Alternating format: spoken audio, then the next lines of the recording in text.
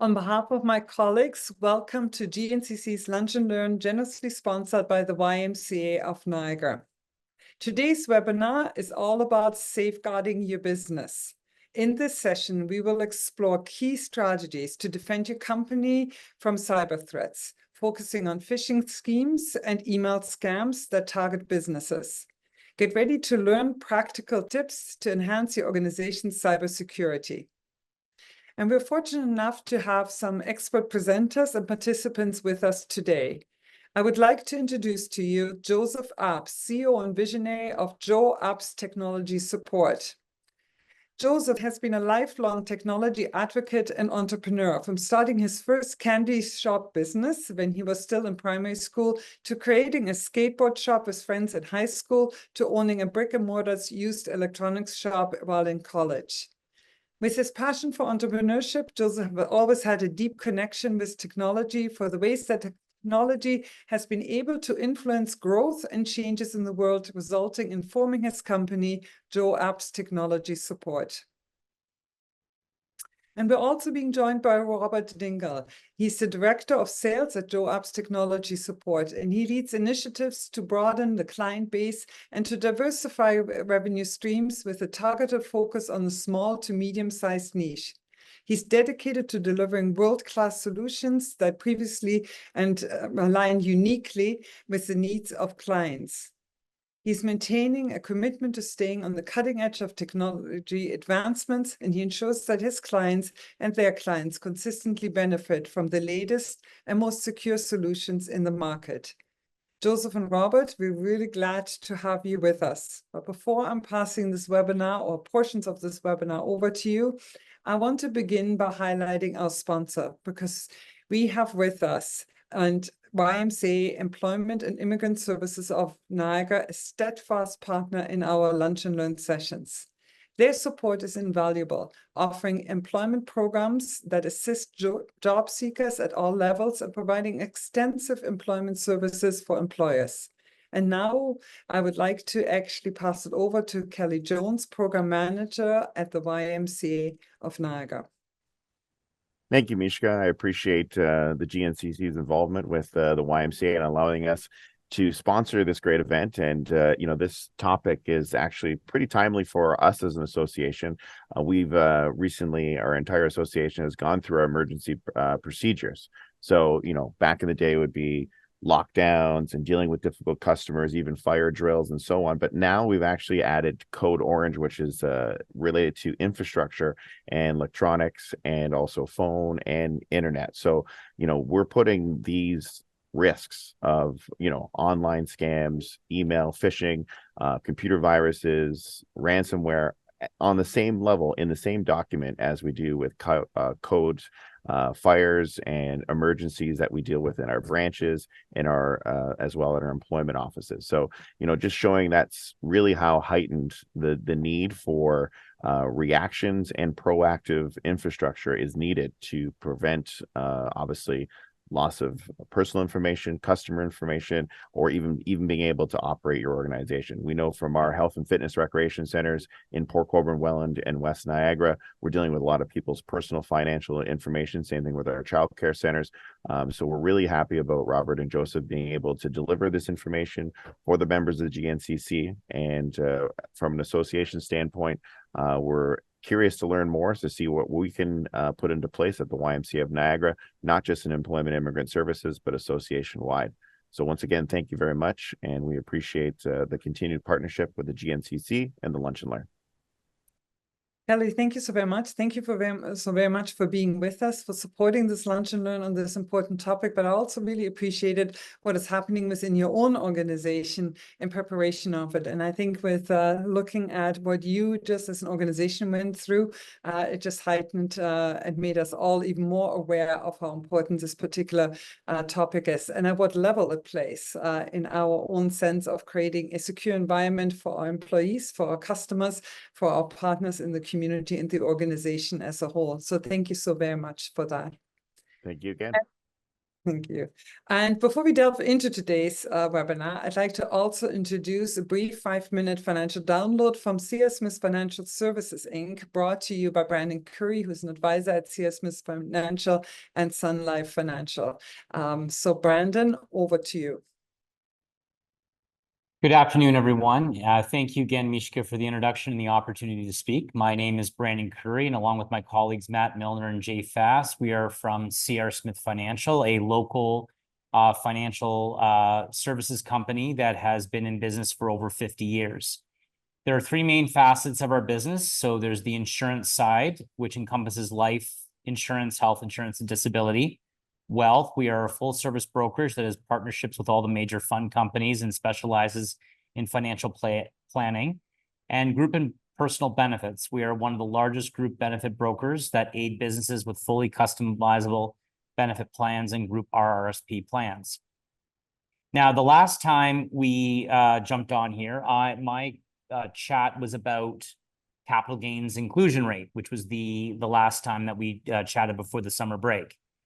I am going to touch on today a question that I get every single day, and that is interest rates and where are they going?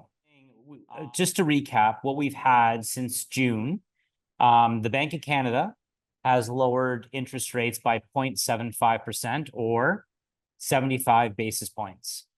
You would have heard in the news, and I've had some people get a bit confused and give me a phone call because they heard the Fed lowered interest rates last week by 50 basis points or 0.5%. The Fed is the nickname for the Federal Reserve, which is headed up by Jerome Powell out of the United States. We follow the US quite closely because they're our #1 trading partner. And what we are noticing now is he did do a fairly deep cut for his first cut, which was 50 basis points, whereas Canada has done 25, 25, and 25. The Bank of Canada meets again in October of 2024 and December of 2024. The Federal Reserve, or the Fed, meets in November of 2024. They skip October, and December of 2024. This is what economists and what we're starting to see right now play out. Number one, we do feel the Bank of Canada has a very strong possibility of lowering interest rates 25 basis points in October and 25 basis points in December. I personally think, and I think the Bank of Canada is going to go a bit deeper in October, just due to underlying economic data. The Federal Reserve will then follow suit in November, and we need to watch this because it's going to be very important because of trade and currency exchange rates. Therefore, we need to keep that buffer between their interest rate and our interest rate also from an economic stimulus perspective. In 2025, we have some of the economists at BMO, CIBC, and Scotiabank all calling for an additional 1.5% cut in 2025. I think that's a little bit too much. I would more bank on 1% to be a bit more conservative, but that's definitely not off the table. As economic data starts to come in, like the unemployment rate being at 6.6%, like CPI coming down towards 2%, and the underlying data being not as favorable or as rosy in Canada as it is in the United States right now from an individual level, the Bank of Canada is going to have to cut, and they're going to have to cut fairly quickly in order to sustain the economy. Currently right now, and I'll leave it on this, there's something called mortgage swaps that are happening on Wall Street. And Wall Street right now is betting, to put this into context, our prime or our overnight lending rate from the Bank of Canada is at 4.25%. Wall Street right now is betting that our overnight lending rate by 2027 will be 2.7%. So take that for what you will. That's an additional 1.55% lower. I think it's going to happen sooner than that. But there you go. There's your financial download for today. And hopefully the Bank of Canada goes deeper rather than a slow and steady pace. Thank you, Mishka. Brandon, thank you so very much. I think you touched on a really important topic. The interest rate is something that I think all of us across Canada, across North America are keeping our eyes on. I think we are seeing in Canada it heading in the right direction, and it really does make a big difference. But before you leave us, I also, as a panelist at least, you might be a participant in it, in the webinar as we go on. I wanted to also congratulate C.R. Smith Financial on the 50th anniversary this year. It's extraordinary, and your community contributions that you have made over the 50 years and are continuously making to Niagara are dearly valued. So thank you for that and congratulations. On that note, now we're going to move into our official aspect of the webinar. And today's format is where we will have a presentation by our experts for about 20-25 minutes to give us a good overview, to give us a good foundation of an understanding of what the market looks like and the challenges that businesses are facing, and maybe some key initiatives and strategies to overcome them. And then second part of today's webinar will be the Q&A session. Some of you have already provided us with questions. For those of you who might not be able to be here, asked us to ask them on your behalf, and we most definitely are committed to doing so. And for those participants who are with us right now, please utilize the chat function. It works really well. We continuously will look for it, and again, we'll get to all the questions. And for those of you who would like to enable live transcript, you can do this by finding that option on your Zoom screen, which is usually at the bottom of your Zoom screen. So if you in between or while the webinar is going on are experiencing any tech problems, please utilize the chat function, and we will look for any inquiries and hope to get to them immediately. So on this note, it is now my great pleasure to pass this webinar for the next 20 minutes over to Joseph and Robert. Over to you. Thank you so much for passing that over, Mishka. I really appreciate it, and I look forward to the presentation today. And I just want to say, you know, when I used to do these presentation stories like Kelly that he was telling with the YMCA and all these organizations, they wouldn't even think to, you know, do that or interact these ways or anything like that. So it just goes to show how far cybersecurity's actually come. And it's so nice that people are taking it so seriously. I remember getting so red in the face trying to explain it to people 5 to 10 years ago. And now it's on everybody's mind. So it's so important. But the bigger importance is continuing to learn. So I appreciate the introduction, and hello, everybody. My name is Joseph Apps, and I, as you can tell, have a passion for cybersecurity. And over the years, I've been lucky enough to speak to thousands of people on the topic and spread awareness. At first, it wasn't always easy. I remember walking to rooms years ago and no one really had heard of the topic yet, or did they really care? There was a kid in a sweater which kept going around on about how these virtual criminals were trying to get you and get into your business and take everything you have. Well, fast forward to now, and cybersecurity and phishing is one of the biggest online topics that we have and is plaguing businesses, families, and individuals alike everywhere. From securing your social networks to avoiding phishing scams, cybersecurity is something that is in our everyday lives. With this, we've gathered today to learn about the biggest trends for phishing in 2024. At Joe Apps, our goal is empowering communities through innovation. We do this by delivering world-class service and support. And over the next 10 years, we're looking to help 5,000 innovative businesses with their technology. So now let's get into some of the fun for today. So first off is an introduction to phishing. So what is it we're here for anyway? What is the definition of phishing? Well, phishing is one of the most common cyber attacks that happen to individuals. By pretending to be a legitimate source, such as a bank or a trusted companies, these hackers are trying to infiltrate information from you. First, it starts with a deceptive email. The deceptive email or message that looks to be genuine, but it actually is from a malicious actor. The email typically urges the user to take immediate action, like clicking on a link or verifying their account details, such as putting in a password or anything along those lines. Once the users clicked on the malicious link, they are directed to a fake website designed to look exactly like the real one. And this is where the real danger begins. On this fake site, the user might be prompted to enter sensitive information, such as password, credit card numbers, or personal data, believing they are interacting with the legitimate service. So logging into Facebook, banking, maybe it's Instacart, whatever that might be.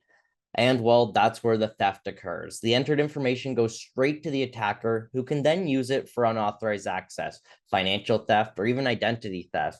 This highlights the importance of being vigilant and verifying the authenticity of unexpected communications. So some key points here is always remember to double check the sender's email address. Be cautious with urgent requests and never click on links from unknown sources. When in doubt, directly visit the official website by typing the URL into your browser rather than clicking on links, and always do a double source of checking, whether that's check on email and text message or pick up the phone. I know so many people, we forget about picking up that phone nowadays, but it's so easy to pick up the phone. And here's kind of a quick little video on what they're trying to do. So at your computer, they're going to get an email, they're going to get your credentials, and what's going to happen is they're going to use that phishing lure to pull those credentials and use them on other websites. So next are the recent cybersecurity trends and what you need to know in 2024. So here's a breakdown of the recent cybersecurity trends that you should be aware of. First is phishing attacks. 28.3% of cybersecurity attacks are coming from phishing attacks, and that's why we're focusing on it today. It accounts for all the breaches that are happening, and attackers are using deceptive emails and messages to trick users into revealing that personal information or clicking on those malicious links, and it's still happening. We're also seeing credential theft at 22.8%, including password theft through malware or phishing, and it's responsible for 22.8% of the breaches that we're seeing out there. Hackers often use these stolen credentials to access accounts and sensitive information, and then put their bad acting through there. The next is social engineering attacks. We're seeing a 17.3% attack increase in social engineering attacks. So social engineering attacks, which manipulate users into revealing confidential information, account for 17.3% of the attacks. These attacks often are target human emotion, such as trust and fear, getting you to play on those things where you would really be looking for that trust factor. Maybe it's getting a gift card for a boss or something like that. They're really looking to play with what you're going to do now and immediately. And then we have ransomware attacks at 16.5%. So ransomware incidents are on the rise for cybersecurity attacks. These attacks lock users completely out of their data until a ransom is paid, often disrupting business operations. And if you pay the ransom, it's not even guaranteed it's coming back. So there's always that, 50-50 anyway as well. So the better thing to do is stay safe than have to be reactive. Proactive is the best thing that you can do in cybersecurity and phishing. Remote work vulnerabilities, we're seeing 15% of remote work vulnerabilities. This is with everybody moving to home, not thinking about where the data is going, moving to SharePoint quickly or Google Drive or any of these other amazing cloud services, but they're not putting security protocols in place, setting up groups for all those proper things. So we're actually seeing remote work now causing more of an issue than it's actually helping. So securing remote work has become huge, or securing home networks and all those other things. We're also seeing another couple things that I don't have on the graph here, but I find very interesting as well, an increased focus on data privacy. So 50% awareness increase. And what that means is your data, right? How's your data used? How are you viewing your data online? When you give it to your bank, your lawyer, your accountant, what are they doing with that data? And what are they taking to protect you? And that could be Facebook and Instagram as well. What's happening there? And then multi-factor authentication. We're seeing a 25% increase in adopting multi-factor authentication. And I'll get more into multi-factor as we go through the presentation. So now, what are the types of phishing that we're seeing right now? Well, the most common is email phishing. This is the most common form where hackers send fraudulent emails that appear from reputable sources, such as banks, service providers, or many other places we use. It might be a postage coming through. We've seen UPS, FedEx, and Canada Post scams, or anything along those lines. How it works is the email includes a link to the attachment. When clicked, it installs malware or leads to a fake login page designed to steal your credentials. An example is an email that looks like it's from a bank asking you to verify your account by clicking on the link. You click the link, you give your banking information, and ooh, what happens next? Well, I'm sure we've all heard stories as that money goes out and usually does not come back in. Next is spear phishing. So they're getting a little more complicated nowadays. And what is spear phishing exactly? It's a targeted attack aimed at a specific individual or organization, often using personal information to make the email more convincing. So, you're posting your kids online and, Danielle has hurt her leg and you have that posted, right? People can start playing on those emotions and really living inside your socials, or even scarier, we're seeing them actually get in emails and live in the emails and start to work on grammar and how people react and look for vacation times and all those kind of things to really, spear fish, get that spear in the fish, be very exact where you're hitting it and making sure that you're making an impact. So it's not just fast criminals now. They're taking that time to really learn your business. And with the adoption of AI and what it can pull from all the different data sources once they're inside, it's incredible what these hackers have information to and how they can sound so much like you. So how it works, the attacker usually gathers information on the victim from social media, corporate websites, and then they tailor that email about you. So we've all seen examples of people kind of trying to play on emotions from other email addresses and stuff like that. What they're trying to do is use that spear phishing technique, which they think that they've got in the bag and they can hit you where it hurts. An example would be an email to an employee from what looks like their boss asking for sensitive company information because they know that the boss is on vacation or they're somewhere that they don't want to get bugged and they need that information now. That sense of urgency is key. Next is whaling. So a whaling is a highly targeted form of phishing aimed at senior executives or high-profile individuals in the organization. Attackers are going to mimic the communication from the trusted sources, like a business partner or fellow executive. And then an email appears from the CEO asking a wire transfer for a critical business deal.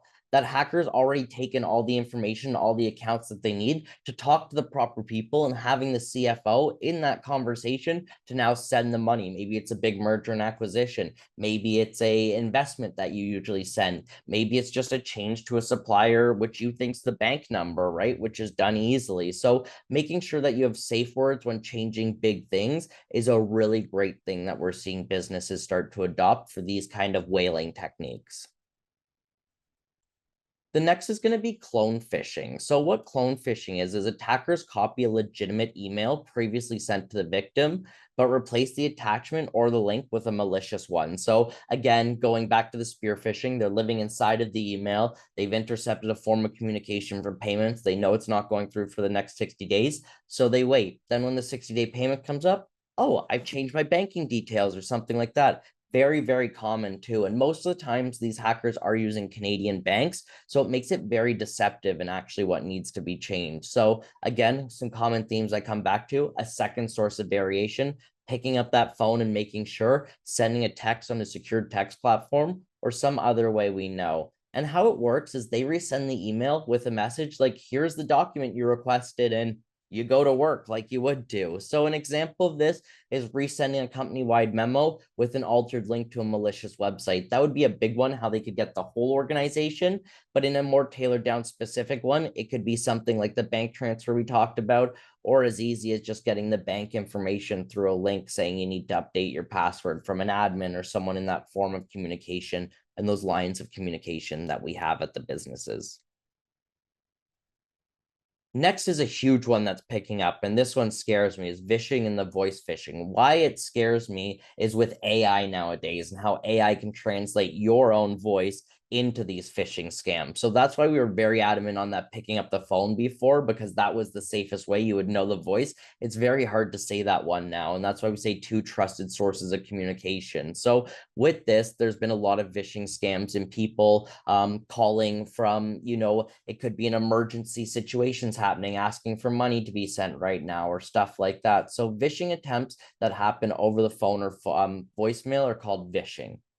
How it works is a scammer calls pretending to be from a trusted organization or source, such as your bank, and asks for personal details or financial information. I'm sure we've all had those government calls on our cell phone, right? Saying that the CRA is going to arrest us because we didn't pay some kind of money. This is what they're trying to do with the phishing scam.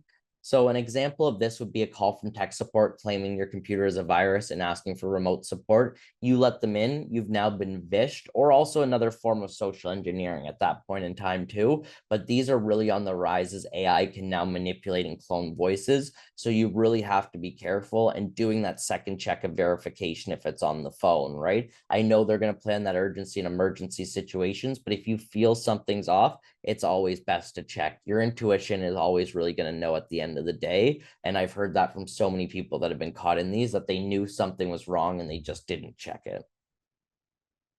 And then smishing or SMS phishing, which is a big one that we see. And actually, I had one of my employees message me last night because he thought I was asking him for money, which I was most definitely not. So it's very interesting to see that these are very alive and well. This was also a phone number that he didn't use in our organization at all or anything like that. So hackers are getting very vigilant at looking at these social profiles, going through them, and keeping really on track on how your organization does its work, how things are going, and what's just going on in there, and then associating these other profiles with them because they have so much access to information nowadays. So smishing or phishing via text message or SMS, where the scammers trick recipients into clicking on a malicious link or providing personal details.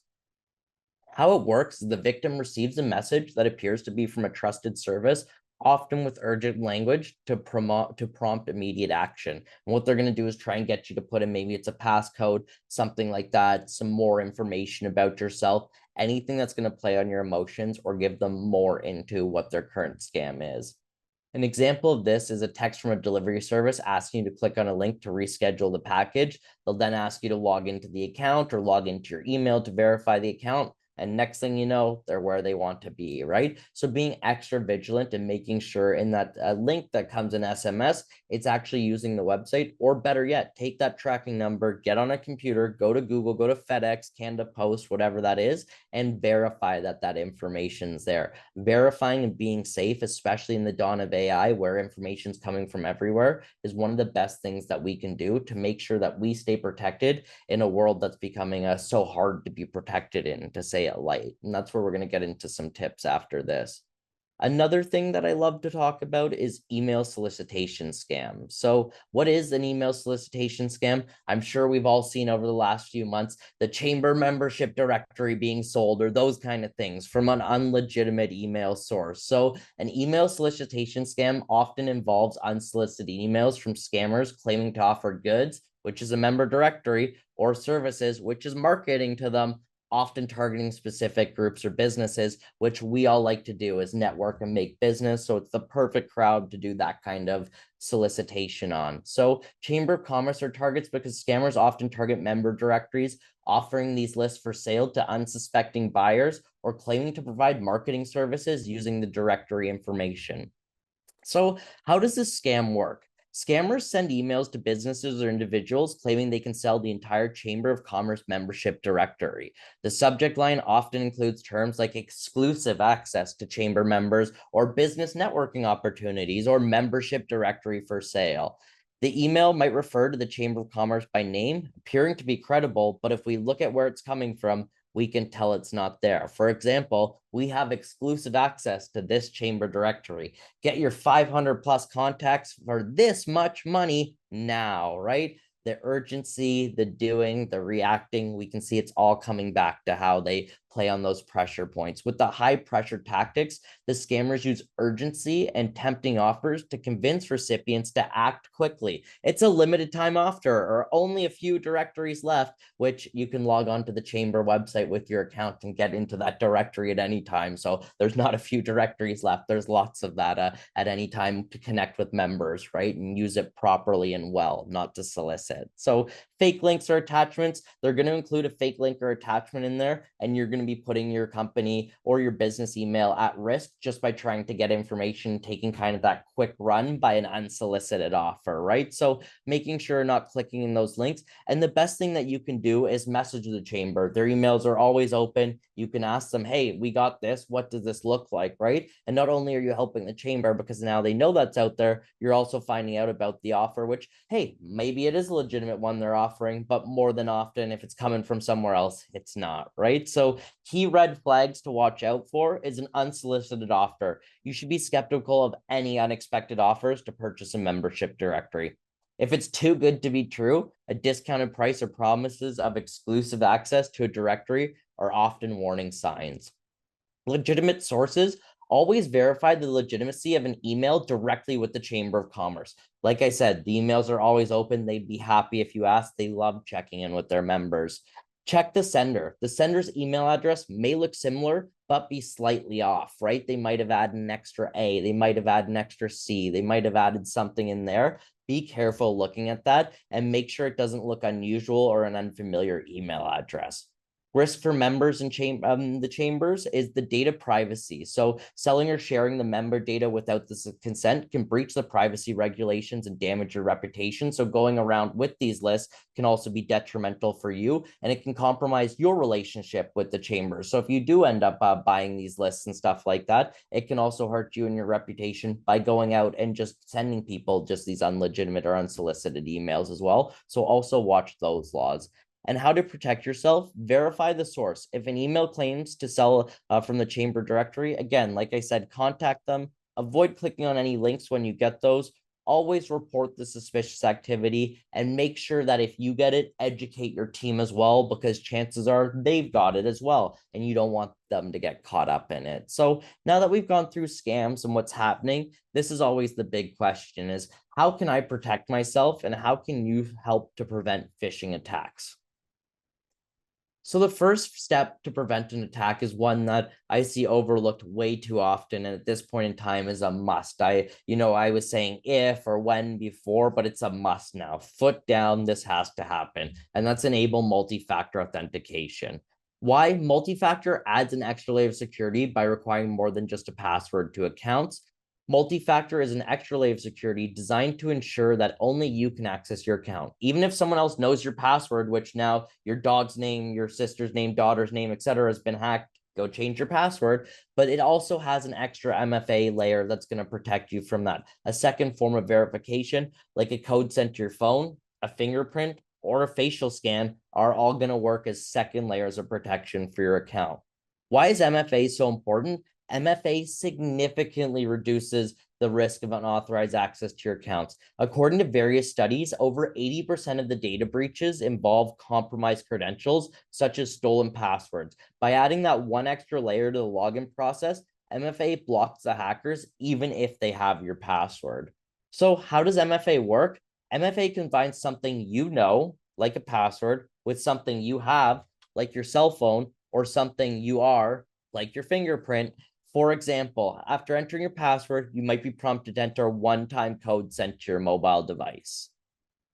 There are several ways to implement MFA, including SMS-based verification, a code sent to your mobile phone, which we're not recommending as much anymore, authentication apps, which are the growing one, and why we don't recommend SMS anymore is SMS can actually be intercepted, so that's why. Authenticator apps are the growing ones that we recommend. So apps like Google Authenticator, Authy, Duo are all great ones. Biometrics are always going to be the best, fingerprint or facial recognition. And better than that is a hardware token, a physical device that generates codes or connects via USB, known as well as a YubiKey. These are getting higher adoption rates and are really the ultimate safe way that we're seeing in the industry of keeping MFA protected. Again, pros and cons with all of these. I understand that it's difficult to carry another device on top of your phone on top of this, but it's the protection level that you need for your organization and the data that you're taking inside of it and how you feel comfortable with it. Usability and security are definitely one of those balancing scales that we're always working with. So benefits of MFA is enabling MFA can prevent up to 99.9% of automated attacks, according to Microsoft. It's one of the most effective measures you can take to protect your accounts from unauthorized access and is increasingly required for access to sensitive data or critical systems. While MFA is highly effective, some users may find it inconvenient. To ease the transition, I would recommend start by enabling MFA on your most critical accounts first, like email, banking, and social media. Use an authenticator app rather than SMS if possible, as it's more secure against certain types of attacks like SIM swapping. Regularly review and update your MFA methods, especially if you change your device and phone number. So in conclusion for MFA is a simple yet powerful tool that adds a crucial layer of security to your digital life by taking a few minutes to set up and can greatly enhance your protection. So password verification, access. Regular updates we're seeing as well. They're huge. People aren't just clicking that update button anymore. So updates often include security patches and fixes. Vulnerabilities that are exploited by cyber attackers are done in these. How enable those automatic updates on your devices and applications, and make sure that your operating system, antivirus, and web browsers are all up to date. Updating is a simple thing that you can do to keep safe. Next steps is use a strong, unique password and a password manager. Why? Strong passwords make it harder for attackers to gain access through credential theft or brute force attacks. How? Create a complex password for each account and store them securely using your password manager. As I know, we all have about 200 accounts for everything. Keeping those secure passwords up there is very difficult. And I get that's why we use things we go back to like mom's, dad's name, brother's name, sister, dog, but they're not secure and they're going to cause issues. And you can generate secure passwords inside these password managers. So be cautious with emails and avoid links. So to avoid phishing, phishing attacks are a common method to trick users into revealing sensitive information or downloading malware. Verify the sender's email address, avoid clicking on suspicious links, and never provide personal information unless you're certain of the source. Hover over the links to check their destination before clicking them. And protect yourself, backup. Keep at least 3 copies of your data and store 2 of those copies on different storage medias, with one of them located offsite or in the cloud. We have a saying here at Joe Apps about backups. There are 2 types of people: those who back up their data, and those who have not lost their data yet, because once you lose your data, you will always back up after that. So we have a couple helpful resources today. You can go to the website haveibeenpwned.com. This will check if your email address or any of your personal information is out there on the web so that you can go change your passwords or anything you need along there. mxtoolbox.com lets you check your email records. So the next slide, we'll get into that a little bit more. That's my last slide there. And then the website will be joapps.ca/blogs. We're always doing up-to-date cybersecurity blogs, information, and technology trends each month. So be sure to follow along there in our social media to stay up to date with us on what's happening. So one last thing I like to touch on, because this is affecting tons of organizations, even from the little things of Hotmail and Gmail, right? So email impersonation, it's a tactic used by attackers to send emails that appear to come from a trusted source. It's commonly used in phishing attacks to trick recipients into sharing sensitive information or clicking links. What needs to be done nowadays is DKIM records, SPF records, and DMARC all set up on your email. If you don't know what this means, I strongly suggest you ask your IT, marketing, or whoever controls your email about this. DKIM records adds a digital signature to your email, which can be verified by the recipient's email server to ensure that it's an authentic email. SPF, or Sender Policy Framework, specifies which IP addresses are allowed to send emails on your behalf out of your domain name. And a DMARC works with DKIM and SPF to specify how to handle emails that fail the authentication check and kick them out of there.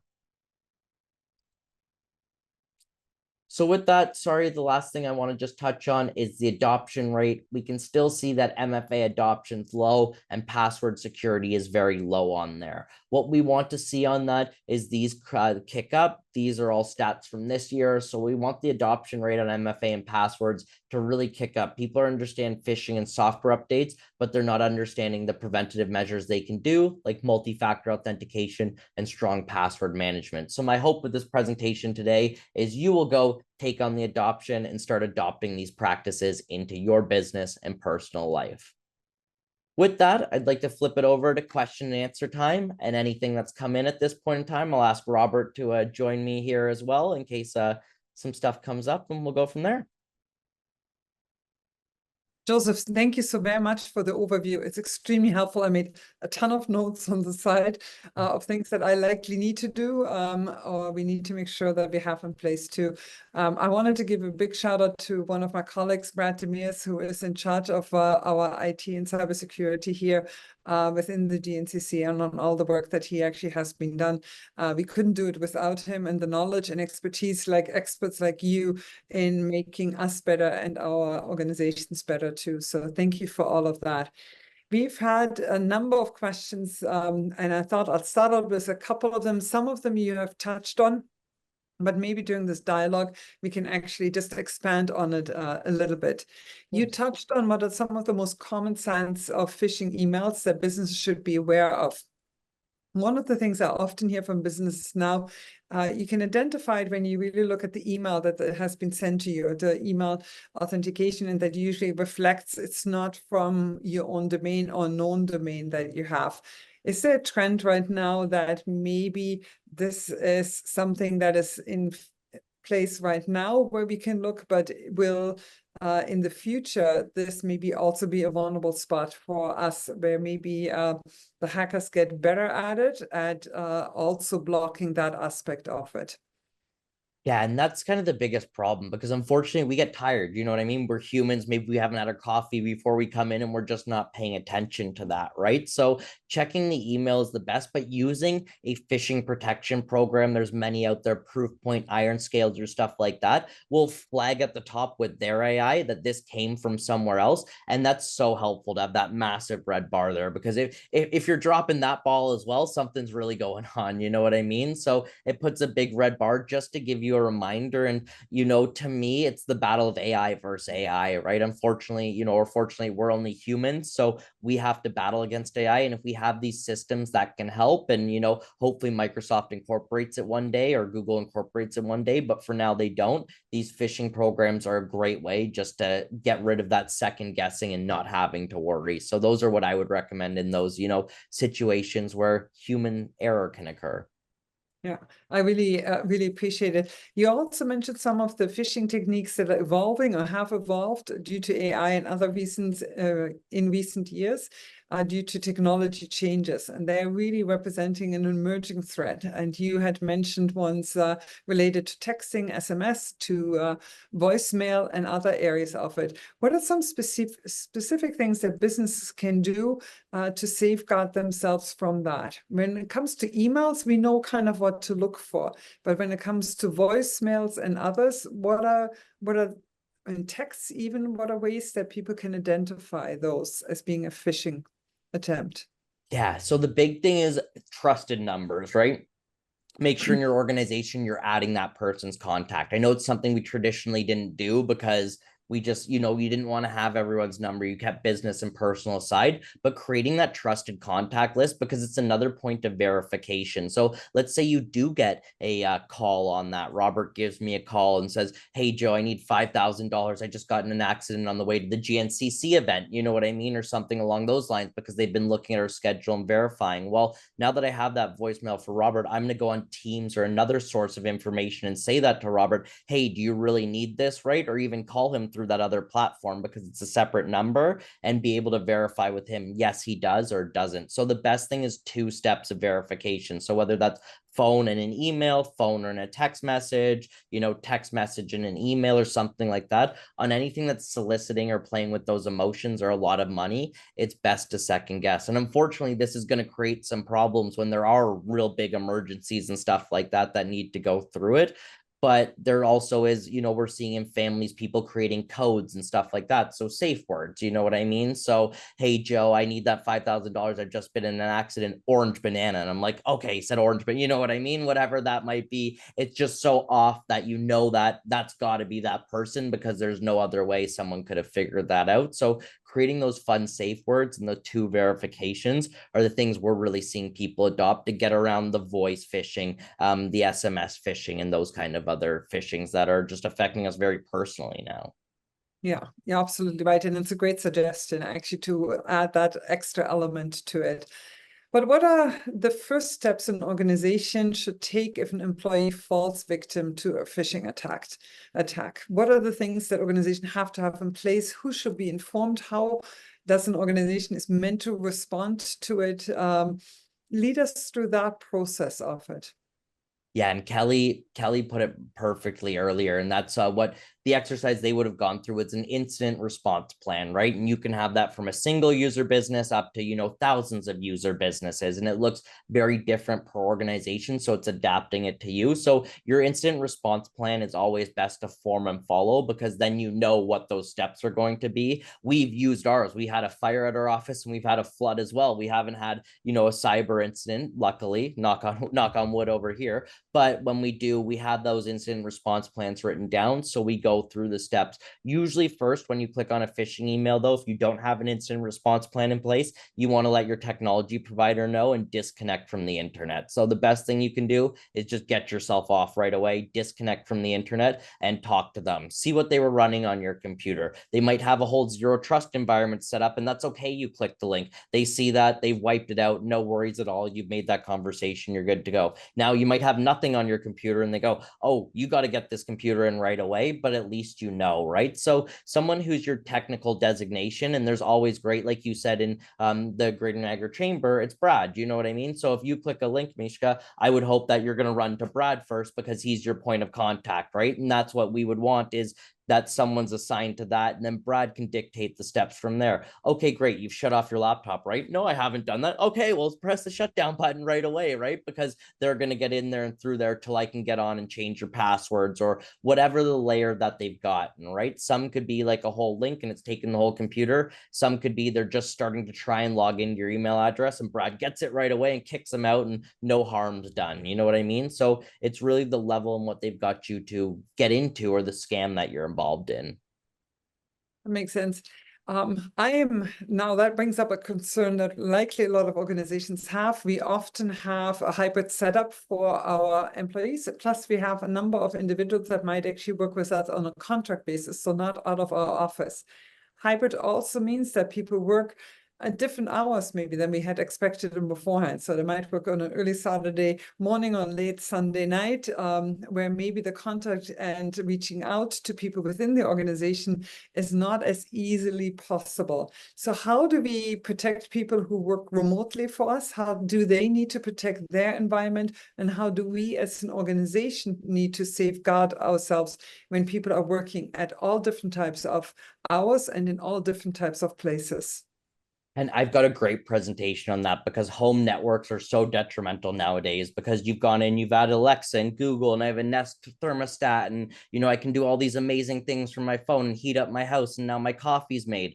But you're not updating or taking care of those systems. So now your coffee's made, but any password that you put in for your banking on your cell phone has been exported to some company over somewhere else in the world, because you haven't updated or changed the password or done anything on those devices. So home networks and hybrid workforces are one of the big growing problems that we're seeing. So allowing people to be more vigilant, educating them. So making sure that the router that you have in your home is updated. You're not using the default password that came in the box, and you're rotating it every few months, right? So creating company policies on how to manage your home network, right? Separating home networks to have a home work network and a home fun network, or whatever you want to call that, right? To create that different stuff. So we're seeing network segregations. We're also seeing lots of companies adopting a VPN. So you go home, you use VPN, you go into your firewall, now you're on your work network. There's no worries, you're behind that wall, you have all of that coverage as well. So we're seeing a lot of adoption across those, but that is the big worry, is we've added all these Internet of Thing devices, which are, you know, the smart thermostats, the Googles, the Amazons, all of those, but no one's really taking care of those. So separating those onto a different network is so crucial nowadays to keep yourself safe, because yeah, it's great that it puts a shopping list together, but it's not great if your shopping list starts to drain your bank account because you've saved 5 minutes, right? So having some vigilance on that, and actually what we're putting into our homes, and understanding what's going in and how it's secured. That makes sense. Robert, I want to pass it over to you for one question, and one that has come in, and it's probably specifically geared towards you because you are dealing with so many customers. If a customer reaches out to Joe Apps, what can they expect dealing with you? Where is the starting point of it, and what is the journey of them safeguarding their business? Yeah, so typically with the initial consultations with an organization, it does ultimately revolve around a discovery process, better identifying their needs in terms of to improve their overall business improvements, as well as their needs in terms of productivity, security, and efficiency. So through that, typically the process revolves around some form of a cyber assessment. We do typically offer complimentary cyber assessments to new clients just to ultimately establish a baseline, not only of their security posture, but their device environment. Through there, we can then work to better tailor a solution according to their needs. You know, as you mentioned, the hybridity within the workplace is a major concern right now. So then we would work to define a course of action according to their needs. The issue ultimately with cybersecurity is, you know, touching on the network side of things, it's not simply just the network at this moment in time. It's the account level. It's also at the device level. So ideally, what we work to deploy is a distinct level of standardization across all of those different functions to have that cohesive ecosystem. So typically in terms of a cyber assessment, for instance, that would pertain to scanning your network, scanning all of the devices on the network, defining your level of specifications for the devices, because as we work to deploy a distinct level of protection, maintenance, and monitoring to your devices, those also do utilize a significant level of resources. And then from there, we would work to basically identify the platforms that you use on a daily basis. As Joe mentioned, there's Microsoft and Google, which are two of the major ones, and they do have a distinct level of back-end configuration that you can do. Everything from deploying multi-factor authentication to other facets like conditional access policies, which effectively work to lock down logins to specific locations. So through that, basically the identification process, just to wrap it all up, is to establish what you currently have, and then we work to deploy typically on a milestone approach, because there are so many components to that, to get you up to a greater level of security and efficiency. And with that, you know, one of the major components being the maintenance of your devices, the locking down of your accounts, and then making sure that we have that confidential and secured access to the required platforms. Thank you so very much, because I think it gives our participants a really good overview of what to expect dealing with you. Robert, there's one follow-up question that has come in, and they're asking about the training of employees. I think one of the key ones is that we might all hear it, or some of us might all hear it, but we have new colleagues coming on board. We are a growing team, we're a changing team, and we're busy in working in our business at all times, and so we often don't take a step back. Does Joe Apps Tech Support also offer some kind of a training incentive that employers can put in place? Oh, 100%. And I know we briefly talked about this before the call, Mishka, is that, you know, we can work to deploy 1,000 of systems across the devices, across the platforms and everything. But the one major component that we ultimately don't have control over is that human component. So over the past basically 2 years, especially within the realms of hybrid work environment and everything, we have worked to emphasize a distinct level of cybersecurity and overall IT training for our clients. We do offer a series of support solutions available, and each of them has a distinct training component baked into them, ultimately revolving around cybersecurity modules, best practices within IT, and just general operational practices. So with that, we do obviously understand that businesses are busy. Ideally, with IT support, you look to depend on us to take care of the backend configuration. So with that, we do format it in a way of like a more complex cybersecurity modules, as well as daily cybersecurity shorts, just so your team can get ahead on the current and emerging threats and have that core knowledge. With that, you know, there is also a distinct level of testing involved. As Joe mentioned, in terms of the phishing protection, there is it's AI based in nature, so it has its own brain. It's continually learning. With that, one of the distinct features is it can also facilitate phishing simulation. So we would work to deploy phishing simulation campaigns to our clients, for instance, so we can get ahead of any legitimate hacks. If a user within your organization clicks on the fake simulation, reset your Visa password or anything, they're presented with an additional cybersecurity short to get ahead of any attacks when they actually do make their way into your inbox. So yeah, there's many different ways that we would work to facilitate that training. And then with that, as we work to onboard new platforms such as SharePoint and everything like that, there is a certain level of specific training for those platforms as well. Thank you so very much. It is complex, and I think in many cases, as we're looking across Canada and looking at the number of small to medium-sized businesses that often don't hold that expertise internally and not focused on it, on how much we actually do depend on a third party like your business actually to assist us with that.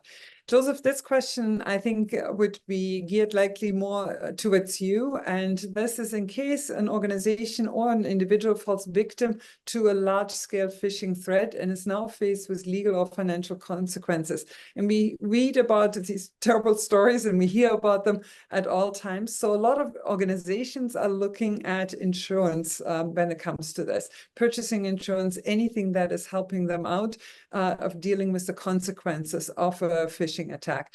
Can you speak to that and things that organizations need to or should have in place, and what should it specifically look like? Yeah, and that's a huge one we're getting. And we work with clients on this all the time because we require them to have that or start working towards getting that. Because yes, we can take care, we can recover your data, we can bring that all back. But the organizational damage, the legal fees, the PR, and all of that is just a cost that people don't even think about. And you see it all the time. So when we get contacted for a phishing attack or if something happens, we actually have to file a legal report with the Canadian government on just about what happens so they can track all of this. It's then up to you to go back and report that, but that is all out there and people can look that up just so that you're aware that that happens and goes on, right? So what we want to do is when that happens, when they take that phishing information and do that, you really want to have that cybersecurity insurance as well, so you can go through the steps. So there's multi-layers of it, and that's how we look at cyber protection, from the multi-factor stuff to the updates to the backup to having the antivirus on your computer. It's going to be these layers that really help out to mitigate the threat when it does happen. So when you're in that multi-million-dollar threat that does happen, hopefully only it's got a few computers instead of the whole department or organization, right? And it really limits that damage. So using, best practices and methods, limiting the exposure, and then cybersecurity insurance is a must nowadays to make sure you're protected and have the coverage when this stuff does happen. I don't even say if anymore, it's when at this point in time, because it's everywhere, right? And you really just want to cover your exposure when it happens to your business. How much is taken down? Am I down for 5 minutes or am I down for 3 weeks is the big question. And it's really interesting too, because when one contacts the insurance companies, they actually require from the organizations to have a detailed policy that needs to be in place internally, and all the steps that an organization and individuals within the organization take to ensure that it's as safe as it can be. So there's a lot of work that I see and we hear from organizations right now too, that are just even establishing such policies. So thank you so very much. I'm looking at the time, and I can never believe how quickly like a lunch and learn goes by, and especially on an important topic as such. So what I normally do at the end of webinar as we have it, I pass it back to each one of you for just some closing comments, 30, 60 seconds long. So I thought, Robert, if I pass it over to you, maybe for some closing comments, and then Joseph, for you for the final ones. I think that's maybe the best usage of time, because just in case we haven't brought something forward that you would really like to share. So Robert, over to you. Yeah, thank you everybody for attending. It's always a pleasure to talk about such a sensitive topic for organizations and individuals as a whole. Just as an overview, as Joe mentioned earlier, we deal with small to medium-sized businesses who typically have concerns with the control, maintenance, monitoring, and day-to-day security and support for their organization. With cybersecurity being a pressing issue, we do offer complimentary cyber assessments. And as we talk about best practices, as we talk about representation under cyber insurance and everything, it is essential more than ever to, at the very least, establish what's currently in operation and to define a way forward. So if you are interested in learning more just about seeking cyber insurance, or simply just getting an better understanding of what's currently going on in your organization, I encourage you to reach out. I'd be happy to have a discussion. And that's also something we typically do, is if you already have any policies or anything, we can work to better align you with those as well. Excellent. Thank you so very much. And Joseph? Awesome. Thank you for everyone for joining us on our lunch. I know cybersecurity and IT is not the fun topic on everybody's mind, but it's such an important topic. And the fact that you're here is a huge step in the right direction. So keep learning, keep being vigilant. If you had any questions that didn't get answered today, you can message us at info@geoapps.ca. That's info@geoapps.ca. I would be happy to get to the questions. I can't promise I'll get to them right away. We've got a bit of a busy schedule this week as it comes to the end of September and the end of the quarter. But as soon as I can get to them, I'll be happy to get them answered for you. Thank you for your time today. Thank you so very much. Thank you both for your insight that you have shared with us. I think without cybersecurity and IT, the majority of all of our organizations could not function anymore. So it's critical as we're moving forward, and it's most critical that it also is safe. Our thanks also go to the YMCA of Niagara and Sun Life Financial for their expertise and for joining us and being partners with us during our lunch and learns. And as well, if any one of you have any ideas that you wish us to actually consider for an upcoming lunch and learn, please let us know. You can always reach us at info@gncc.ca, and we'd love to hear from you. So thank you for joining us today, and have a good rest of the day. Thank you.